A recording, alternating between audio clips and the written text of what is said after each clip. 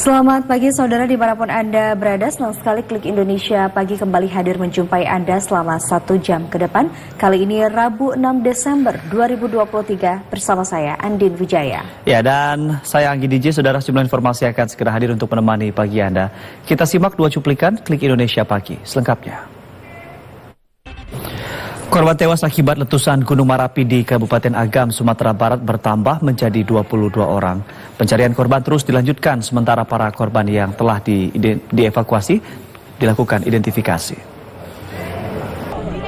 Sementara itu banyak pihak yang menyayangkan izin pendakian Merapi dan adanya pungutan retribusi bagi pendaki.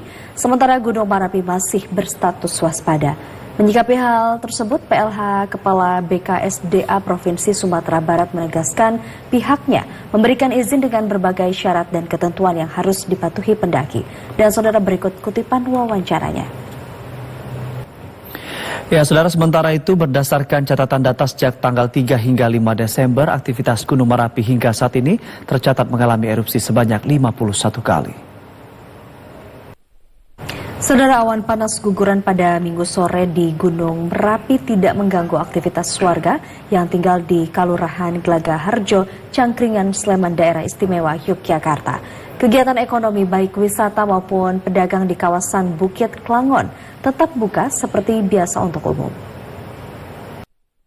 Saudara, hujan yang terjadi dalam beberapa pekan terakhir menyebabkan sejumlah wilayah di Aceh Singkil dan Kecamatan Dompu, Nusa Tenggara Barat dilanda banjir. Banjir berdampak pada ribuan warga yang terpaksa harus mengungsi. Tim SAR gabungan terus melakukan upaya pencarian korban hilang di hari keempat pasca bencana banjir bandang di Kabupaten Humbang, Hasudutan, Sumatera Utara. Area pencarian ini diperluas dan tim SAR melakukan upaya penyelaman. Kapolri Jenderal Polisi Listio Sigit Prabowo menyatakan penahanan ketua nonaktif KPK Firly Bahuri merupakan kewenangan penyidik kepolisian. Namun Kapolri meyakini penyidik kepolisian memiliki alasan subjektif untuk tidak menahan Firly meski sudah ditetapkan sebagai tersangka dalam kasus dugaan pemerasan. Sementara itu, Ketua Nonaktif KPK Firly Bahuri tidak memberikan komentar usai menjalani pemeriksaan Dewan Pengawas KPK selama 2 jam. Firly Bahuri diperiksa terkait laporan dugaan pelanggaran etik. Saudara, Kepala Staf Kepresidenan Muldoko menduga ada motif politik di balik pernyataan mantan Ketua KPK Agus Raharjo mengenai intervensi Presiden Joko Widodo dalam kasus KTP elektronik. Saudara, Wakil Presiden Ma'ruf Amin mengatakan saat ini pemerintah tengah berkoordinasi dengan organisasi PBB yang mengurusi masalah pengungsi global UNHCR untuk menindaklanjuti aksi unjuk rasa yang dilakukan warga Sabang, Aceh yang meminta pengungsi Rohingya keluar dari Sabang. Menteri Koordinator Bidang Politik, Hukum, dan Keamanan Mahfud MD mengatakan masih melakukan rapat untuk koordinasi dengan berbagai pihak terkait pemulangan warga Rohingya di Indonesia ke negara asal mereka di Myanmar. Sejumlah informasi lainnya akan kami hadirkan usai jeda berikut ini. Tetaplah bersama Klik Indonesia Pagi, kami akan segera kembali.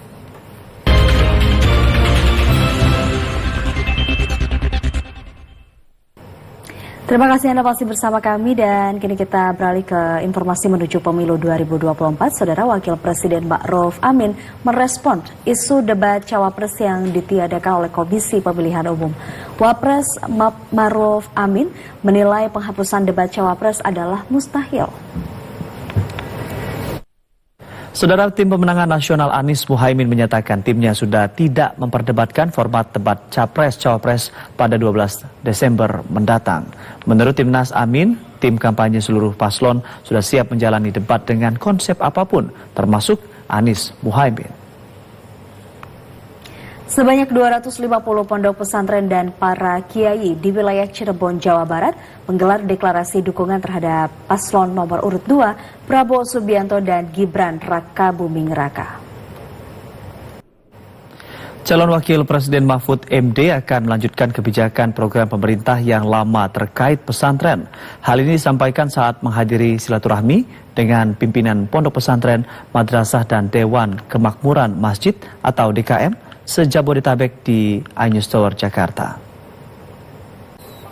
Serikat Pekerja Nasional atau SPN mendeklarasikan mendukung penuh Partai Buruh dalam memenangkan calon legislatif DPR RI, DPRD, provinsi maupun kota pada pemilu 2024. Dalam deklarasinya, SPN berharap Partai Buruh dapat memperjuangkan kesejahteraan para buruh.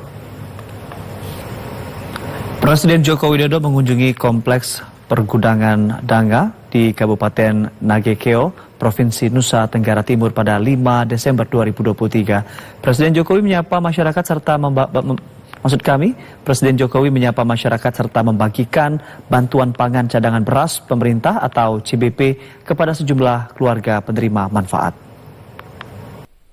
Sementara itu, Presiden Joko Widodo menanam pohon bersama warga dan pelajar di Embung Anak Bunting, Kabupaten Manggarai Barat, Nusa Tenggara Timur. Kegiatan penanaman pohon ini dilakukan sebagai tindakan nyata Indonesia untuk menghadapi dampak perubahan iklim.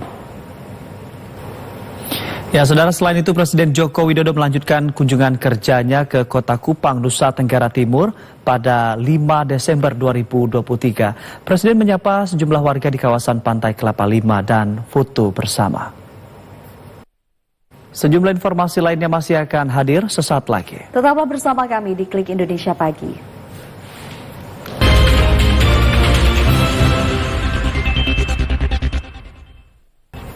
Anda kembali bersama kami di Klik Indonesia Pagi.